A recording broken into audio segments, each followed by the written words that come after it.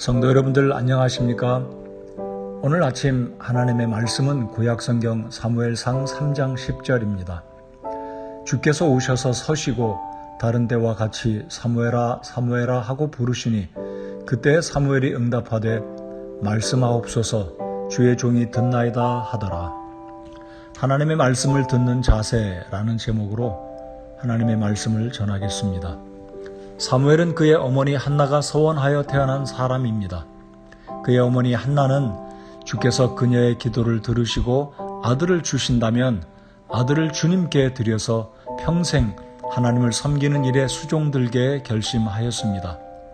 하나님은 한나의 간절한 기도를 들으셨고 한나는 주 하나님께 서원한 대로 아들 사무엘을 주님의 성전에 들여서 제사장 엘리를 섬기게 하였습니다.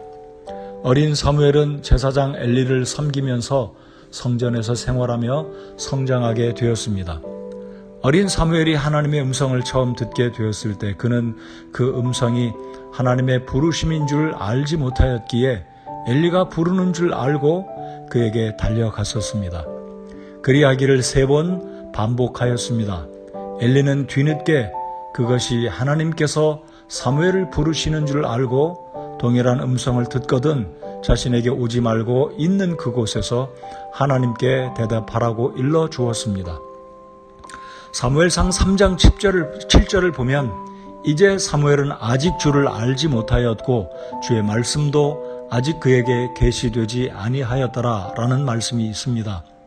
사무엘은 아직 어린 소년이었기에 육체적으로도 영적으로도 미성숙한 단계에 있었기 때문에 하나님의 음성을 처음 들었을 때 분별하는 능력이 없었던 것입니다.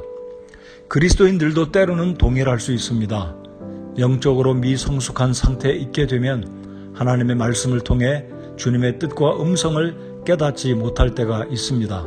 혹은 깨달은다 할지라도 그것을 부인하고 불순종하게 됩니다.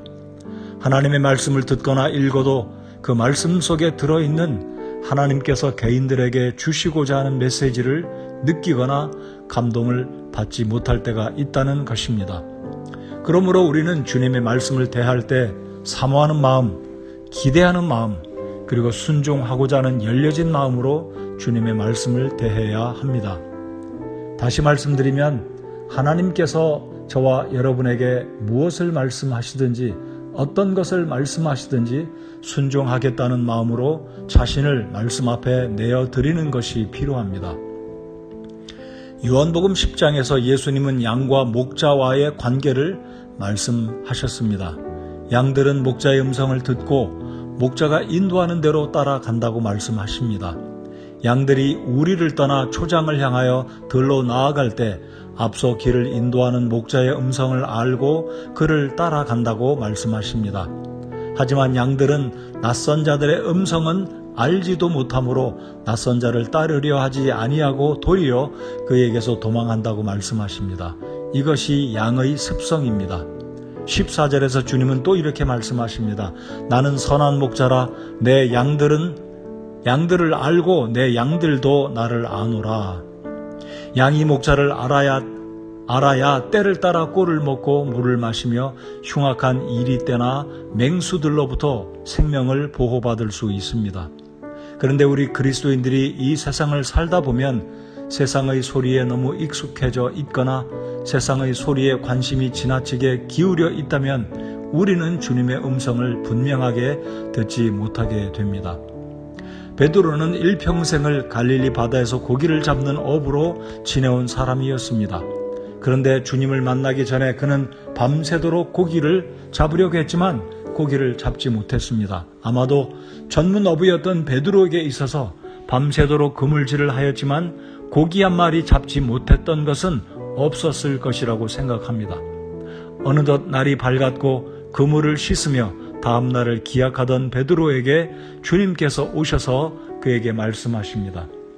누가복음 5장을 보면 주님은 베드로에게 이르시기를 깊은 데로 가서 너희 그물들을 내려 한번 끌어당기라 하시매 시몬이 응답하여 그분께 이르되 선생님이여 우리가 밤새도록 수고하였어도 아무것도 잡지 못하였으나 그럼에도 불구하고 선생님의 말씀에 따라 내가 그물을 내리리이다 하고 그들이 이 일을 행하니 심히 많은 물고기가 잡혀 그들의 그물이 찢어지니라.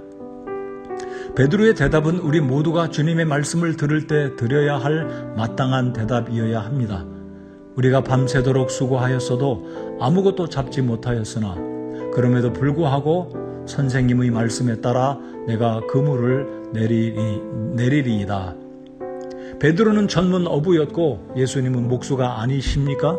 그럼에도 불구하고 베드로는 주님의 말씀을 신뢰하고 순종했을 때 수많은 물고기를 잡게 되었습니다. 그 경험을 통해 베드로는 예수님을 하나님의 아들 되심을 인식하고 그의 삶을 들여 사도로 일생을 주님을 섬기게 되었습니다.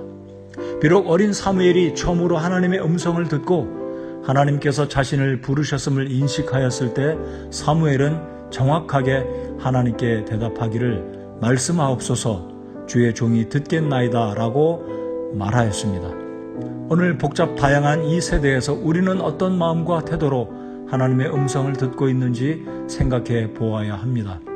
바울 사도는 말세를 살고 있는 저와 여러분에게 경고의 말씀을 주고 있습니다. 디모데후서 4장 3절 4절을 보면 때가 이르리니 그들이 건전한 교리를 견디지 못하며 귀가 가려워서 자기 욕심대로 자기를 위해 선생들을 쌓아두고 또 진리로부터 귀를 돌이켜 꾸며낸 이야기들로 돌아서리라 라고 말씀합니다.